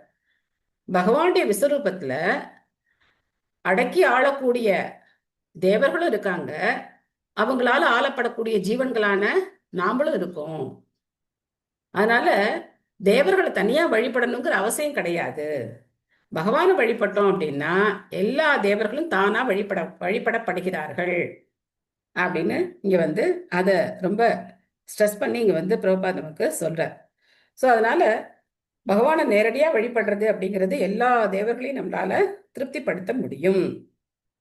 தியோர் அக்ஷணி சக்ஷுரா பூத் பதங்கஹ பக்ஷமானி விஷ்ணோர் அகனி உபேச்ச தத் ப்ரூ விஜ்ரும்ப பரமேஷ்டி திஷ்ணியம் ஆபோஸ்ய தாலு ரச ஏவ ஜிக்வா. விண்வெளி பிரதேசமாக அவரது கண்குழிகளும் பார்க்கும் சக்தி கொண்ட சூரியனாக கண்விழியும் உள்ளன. இரவும் பகலுமாக அவரது இரு கண்ணிமைகள் உள்ளன. அவரது புருவங்களின் அசைவில் பிரம்மா மற்றும் அவரை போன்ற உயர் அதிகாரிகள் வாழ்கின்றனர். நீரை நிர்வகிப்பவரான வருணன் அவரது மேல்வாய் ஆவார். மேலும் அனைத்திற்கும் சாராம்சமாக அல்லது ரசமாக இருப்பது அவரது நாக்காகும். ஹேமா மாலினி மாதாஜி படிக்கிறீங்களா? ஹரே கிருஷ்ண மாதாஜி. ஹரே கிருஷ்ணா. பொருளரை வழங்குபவர் ஸ்ரீல பிரபுபாதிக்கு ஜெய். பொதுவாக இப்பதத்தில் உள்ள விளக்கம் சற்று முரண்பட்டதாக காணப்படுகிறது. ஏனெனில் சில சமயங்களில் கண்விழியாகவும் மற்ற சமயங்களில் விண்வெளி பிரதேசமாகவும் சூரியன் விவரிக்கப்படுகிறது. ஆனால் சாஸ்திரங்களை பொறுத்த விஷயங்களில் பொது அறிவுக்கு இடமில்லை. நாம் சாஸ்திரங்களின் வர்ணைகளை ஏற்று பொது அறிவிற்கு பதிலாக விஸ்வரூப தோற்றத்தின் மீது அதிக கவனத்தை செலுத்த வேண்டும். பொது அறிவு எப்பொழுதும் குறையுடையதாகவே இருக்கும். ஆனால் சாஸ்திர வர்ணனைகள் எப்பொழுதும் பக்குவமாகவும் பூரணமாகவும் உள்ளன. ஏதேனும் குறை இருக்குமானால் அது நம்முடைய குறைகளின் காரணமாகும், சாஸ்திரங்களின் காரணம் அல்ல. அதுவே வேத ஞானத்தை அணுகும் முறையாகும். ஹரே கிருஷ்ண மாதாஜி. தேங்க்யூ மாதாஜி. ஸோ என்ன சொல்லியிருக்காங்களோ அதை நாம அப்படியே ஏத்துக்க வேண்டியதுதான் அப்படின்னு பிரபா சொல்ற. நம்ம அதுல லாஜிக் எல்லாம் பார்க்கக்கூடாது அப்படின்னு சொல்லி. ஓகே, நிறைய பேர் வந்து புதுசா ஜாயின் பண்ணியிருக்கீங்க. எல்லாருக்கும் ரொம்ப நன்றி. தொடர்ந்து வாங்க. உங்களுக்கு புரியல அப்படின்னா கேள்விகளை கேளுங்க, முடிஞ்ச வரைக்கும் நாங்கள் பதில் சொல்கிறோம். அதுக்கப்புறம் முன்னாடி ஃபஸ்ட்டு கேண்டோ ஃபுல்லாக வந்து யூடியூப்பில் ரெக்கார்டிங் இருக்குது. அதை நீங்கள் ஒரு நாளைக்கு ஒரு கிளாஸ் கேட்டால் கூட தொடர்ந்து நீங்கள் வந்து ஃபஸ்ட்டு கேண்டோவும் கேட்கலாம். ஏன்னா ஆரம்பத்துலேருந்து தான் படிக்கணும், நடுவில் வந்து நம்ம பரவாயில்ல அப்படிங்கிறதுனால படிக்கிறோம். ஸோ அதனால இன்னைக்கு உங்களுக்கு ஏதாவது சந்தேகங்கள், கருத்துக்கள், கேள்விகள் ஏதாவது இருக்கா? மாதாஜி இந்த லிங்க் தரையில மாதாஜி இந்த ஃபர்ஸ்ட் கேண்டோக்கு இந்த குரூப்லயே இருக்கு, நான் போட்டு விடுறேன். சரிங்க மாதாஜி, பாத்துடுறோம் மாதாஜி. சோ தட் ஈஸியா இருக்கு மாதாஜி ஃபாலோ. ஏன்னா இருக்கலே கொஞ்சம் கன்ஃபியூஷனா இருக்குது இந்த செகண்ட் கேண்டோ தான். புரியாது, நிறைய டெக்னிக்கல் டேர்ம்ஸ் இருக்கும். வந்து படைப்பு தானே, விசர்க்கம். நமக்கு கொஞ்சம் புரியுது, கஷ்டமா இருக்கும் மாதாஜி. சொல்லிதான் கேட்டுக்கணும் மாதாஜி. ஹரே கிருஷ்ணா. கண்டிப்பா. ஹரே கிருஷ்ணா. ஹரே கிருஷ்ணா மாதாஜி. மாதாஜி, இந்த சுத்தல லோகத்துல மகாபலி இருக்காருன்னு சொன்னீங்க. அவரு உயர்ந்த பக்தர் தானே மாதாஜி? ஏன் அவ்வளவு கீழ் லோகத்துக்கு போனாரு? அங்க வந்து அது என்ன, அது வந்து ஒரு தண்டனையான இடம் கிடையாதே. ஸோ அவருடைய மனோபாவத்துக்கு அந்த இடம் வந்து பொருத்தமா இருக்கு. அங்க அவர் அனுபவிச்சுட்டு இருக்கார், லைஃப் வந்து என்ஜாய் பண்ணிட்டு இருக்கார். சித்தலலோகத்துல எல்லா வசதிகளும் அவருக்கு இருக்கு. சொர்க்கலோகத்தை காட்டிலும் அதிக வசதிகள் சித்தலலோகத்துல இருக்கு. சரி சரி. பகவானே காவலராகவும் இருக்காரு மாதாஜி. இல்ல மாதாஜி, அவரே அவரை பாத்துக்கிறார் செக்யூரிட்டி மாதிரி. ஆக்சுவலா பார்த்தோம் அப்படின்னாக்க மேல் உலகங்கள்ல, அதாவது இந்த புவர்லோகம், சொர்க்கலோகம், மகரலோகம், ஜனலோகம் இங்கெல்லாம் பார்த்தோம் அப்படின்னாக்க என்ஜாய்மெண்ட் வந்து ரொம்ப கிராஸா இருக்காது. அங்க வந்து மனதளவுல கிடைக்கக்கூடிய ஆனந்தத்தை அவங்க வந்து அனுபவிக்கிறாங்க, சட்டிலா அனுபவிக்கிறாங்க. ஆனா கீழே போக போக அந்த என்ஜாய்மெண்ட் வந்து ரொம்ப கிராஸா இருக்கும். பட் சுதரலோகம் இஸ் குவைட் ஃபிட். அது வந்து அதனால தான் அந்த இடத்த பகவான் வந்து அவர் கொடுத்திருக்கார். சரியா? ஓகே.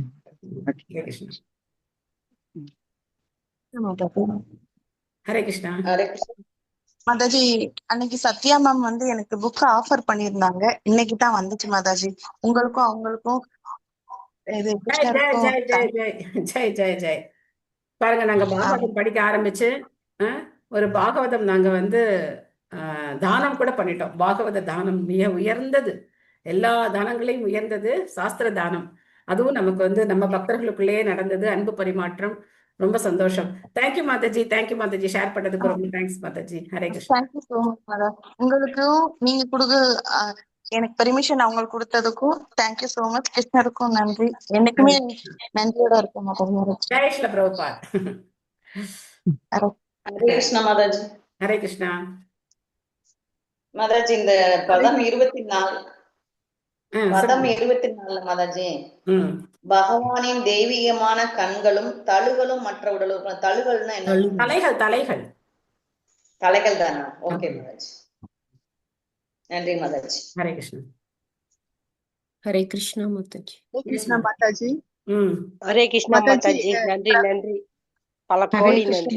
நன்றி சொல்லுகிறவர்கள் கொஞ்ச நேரம் வெயிட் பண்ணவும். யாராவது கேள்வி இருந்தா முடிச்சதுக்கு அப்புறம் நன்றி சொல்லலாம். ஓகேவா? கேள்விகள் முடிஞ்சிச்சு. ஓகே மாதாஜி, அந்த பிரம்ம சம்ஹிதை சொன்னீங்களா மாதாஜி, அது எங்க கிடைக்கும்? பிரம்ம சம்ஹிதைன்னு ஒரு புக் இருக்கு மாதாஜி. பிரம்ம சம்ஹிதை இஸ்கான்ல போனீங்கன்னா பிரம்ம சம்ஹிதை அப்படின்னு ஒரு சின்ன புக் இருக்கு. ரொம்ப ஒன்றும் விலையெல்லாம் கிடையாது. ஒரு 50 ரூபாய்க்குள்ளதான் இருக்கு. 25-30 ரூபாய்க்குள்ள தான் இருக்கும் அந்த புக்கு. மேபி இப்போ எனக்கு தெரியல, 50 ருபீஸ்க்குள்ள தான் இருக்கும். அதுக்கு மேல கண்டிப்பா இருக்கிறதுக்கு வாய்ப்பு கிடையாது. பிரம்ம சம்ஹிதையை வாங்கி வச்சுக்கோங்க. யார் யாருக்கு பிரம்ம சம்ஹிதையை படிக்கணும்னு ஆசை இருக்கோ, எல்லாரும் விருப்பப்பட்டீங்க அப்படின்னா ஒவ்வொரு நாள் ஒவ்வொரு ஸ்லோகம் படிச்சா போதும். நம்ம வந்து பிரம்ம சம்ஹிதையை ஈஸியா மெமரைஸ் பண்ணலாம். படிக்கலாம் மாதாஜி. நான் முதல்ல மெமரைஸ் பண்ணது பிரம்ம சம்ஹிதை தான். வித்தின் 15 days நான் வந்து பிரம்ம சம்ஹிதையை மெமரைஸ் பண்ணேன். இஸ்கான் வந்து 15 daysக்குள்ள பிரம்ம சம்ஹிதையை ஃபுல்லா மெமரைஸ் பண்ணேன். எனக்கு ரொம்ப பிடிச்சிருந்தது. அதனால அதை நம்ம மாதாஜி நம்ம கிளாஸ்லயே டெய்லி பண்ணலாம் மாதாஜி. சொல்லி கொடுங்க மாதாஜி. ஒன்னு அட்லீஸ்ட் 2 நாளைக்கு ஒரு தடவை ஒரு ஸ்லோகம் முடிச்சா கூட. ஒரு நாள் ஒரு ஸ்லோகம் வச்சுக்கிட்டேன். சிந்தாமணி பாட்டு எப்பவுமே பாடுங்க மாதாஜி. நீங்க நான் அந்த புக் வச்சிருக்கேன் மாதாஜி. என்கிட்ட அந்த புக் இருக்கு மாதாஜி. எஸ், பிரம்ம சம்ஹிதை சின்ன புக் தான். எல்லாரும் வாங்கி வச்சுக்கலாம். சின்ன வச்சிருக்காங்க, ஈஸியா கிடைக்கும். ஹரே கிருஷ்ணா மாதாஜி. மாதாஜி, இந்த மாதாஜி ஒரு இன்ஃபர்மேஷன் மட்டும் சொல்லலாம்னு நினைச்சேன். நான் லட்சுமி தான் பேசுறேன் மாதாஜி. அதாவது 3 yearsக்கு முன்னாடி வந்து நானு, எங்க அண்ணா, என் பையன், அண்ணா ஒய்ஃப் எல்லாம் கோயிலுக்கு, குச்சனூர் கோயிலுக்கு போயிருந்தோம். எனக்கு பாகவதம் பத்தி முன்னாடியே கொஞ்சம் தெரியும். பாகவதம் படிச்சாங்கன்னா சொர்க்கத்துக்கு மோட்சம் அடையலான்றது வந்து எனக்கு சும்மா நான் ரொம்ப ஆன்மீகத்துல இருப்பேன். நல்லா நிறைய சிவன் கும்புறதுனால கொஞ்சம் கேள்விப்பட்டிருக்கனால அந்த அந்த கோயிலுக்கு வெளியே வந்து சும்மா கடையில சும்மா அந்த ரோட்டோட விரிச்சு வச்சுக்கும் போது ஒரே ஒரு புக் மட்டும் பாகவதம் சொல்லி போட்டு வச்சிருந்தாங்க. எனக்கு பாகவத்துல 12 காண்டா இருக்கும், 18 புக்கு இருக்குன்னா எனக்கு தெரியாது. பாகவம் படிச்சா போகலான்னு மட்டும் தெரியும். அப்ப அந்த புக்கையும் பாகவதம் இருக்குன்னு சொல்லி வேகமா எடுக்க போனும்போது அண்ணா தட்டி விட்டா. உனக்கு வேற வேலை இல்லை அப்படின்னு தட்டி விட்டா. வாங்கல.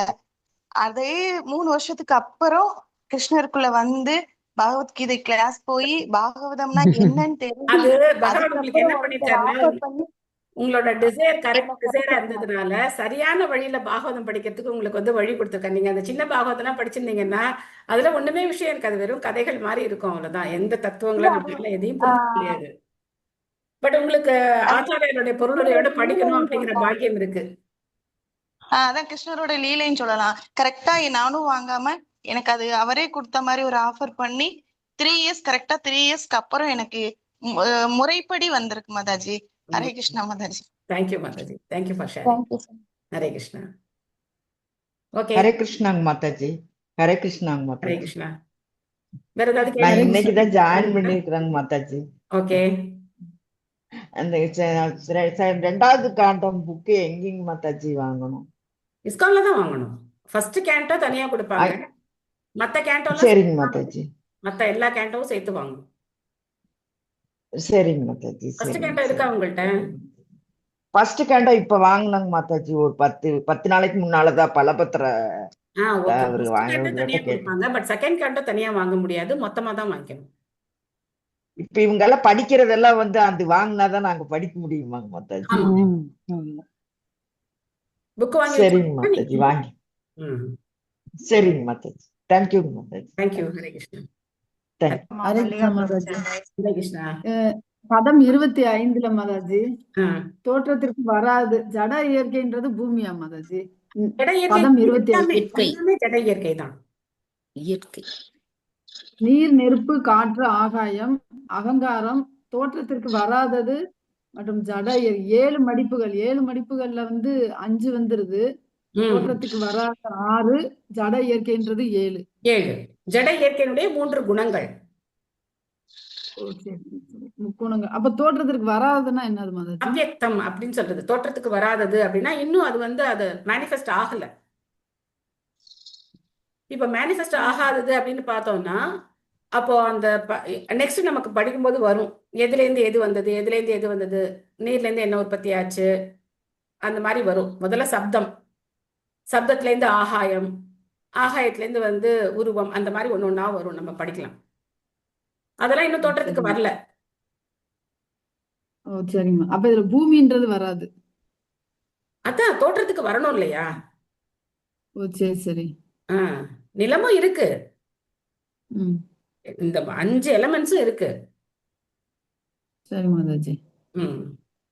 அதோட சேர்ந்து அகங்காரம், அப்புறம் அந்த முக்குணம், 3 குணங்கள் குணங்களும் வந்துடும்.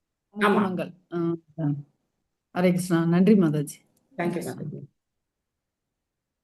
ஓகே, ஹரே கிருஷ்ண மாதாஜி. ஹரே கிருஷ்ணா. மாதாஜி சாரி மாதாஜி, நான் வந்து லிங்க் சும்மா போட்டிருந்தேன்னா அதுல வந்து நான் மென்ஷன் பண்ணல, எல்லாரும் என்ன மன்னிச்சுக்கோங்க. ஹரே கிருஷ்ணான்னு போட்டுட்டு மாதாஜிஸ்ன்னு எதுவும் போடல, அதனால எல்லாரும் மன்னிச்சுக்கோங்க மாதாஜி. அதுக்குதான். ரொம்ப இது மாதிரி எல்லாம் ரொம்ப லிங்க்கும் போடாதீங்க, ஏன்னா நம்ம கிளாஸ் லிங்க் வந்து மிஸ் ஆயிடும், யாருக்கு எப்படி ஜாயின் பண்றது தெரியாது. நானே அந்த லிங்க்ல கொஞ்ச நேரம் ஜாயின் பண்ணேன், அதுக்கப்புறம் தான் ஐயோ அந்த லிங்க் இல்லையே, நம்ம லிங்க் இல்லையே இது அப்படின்ட்டு திரும்ப இந்த லிங்க்ல ஜாயின் பண்ணேன். ஸோ அதனால தேவையானது மட்டும் அது பாத்துக்கலாம் கொஞ்சம். ஓகேவா? ஓகே மாதாஜி. அது ஜெயவத பிரபுவோடது போட்டிருந்தாங்க, அதுக்காக போட்டேன் மாதாஜி. பட் சாரி மாதாஜி, எல்லாரும் மன்னிச்சுக்கோங்க. இல்லைன்னு சொல்லலைன்னா இன்னும் கொஞ்சம் போகணும், குருவை பத்தி தெரிஞ்சுக்கணும். அப்படின்னாக்கா குருன்னா யாரு, அந்த குரு தத்துவம்லாம் தெரிஞ்சுக்கணும். அதுக்கப்புறம் அவரை பத்தி நம்ம கேட்கும் போது நமக்கு அது உபயோகம் உள்ளதா இருக்கும். சரியா? சரிங்க மாதாஜி. ஹரே கிருஷ்ணா. தேங்க்யூ மாதாஜி. தேங்க்யூ. எல்லாருக்கும் ரொம்ப நன்றி. தொடர்ந்து வாங்க, தொடர்ந்து வந்து இந்த நீண்ட பயணம் இது சட்டன்லாம் முடியக்கூடிய விஷயம் கிடையாது.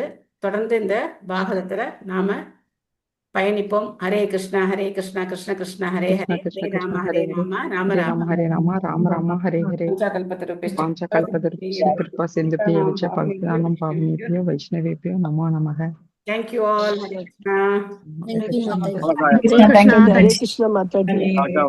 Thank you Mataji. Hare Krishna. Hare Krishna. பிரபு யாத்திரை எப்படி இருந்தது? நல்லா இருந்தது. எல்லாருக்காக வேண்டிட்டோம். அந்த கிருஷ்ணர் அந்த இதெல்லாம் ரொம்ப எல்லா கிருஷ்ணரையும் பார்த்தோம். நல்லா துவாரா கிருஷ்ணர், அப்புறம் அந்த ஜெராங்கிற வேடன் கிருஷ்ணர் பேர் அம்பு போட்டு அந்த கோயில் போனோம். அப்படி கால் மேல கால் போட்டு ஜாம்புன்னு உட்காந்துருக்காரு. சூப்பர். அதெல்லாம் கொடுத்து அப்பா எப்படி எனக்கு சொல்றதுன்னு தெரியல, விவரிக்கணும்னு தெரியல, அவ்வளோ இதுவா இருந்தது. எல்லாரும் நல்லா இருந்தது. எல்லாரையும் ரொம்ப மிஸ் பண்ணோம் கிளாஸ்ல நாங்க. எல்லாருக்கும் ப்ரே பண்ணிட்டோம். நல்லா thank you Prabhu. Thank you Prabhu. Hare Krishna. Thank you Mataji. Hare Krishna Mataji. Hare Krishna. என்று கொடுத்துறேன். Hare Krishna Hare Krishna Mataji. Hare Hare Rama Rama Rama Hare Hare. Thank you all.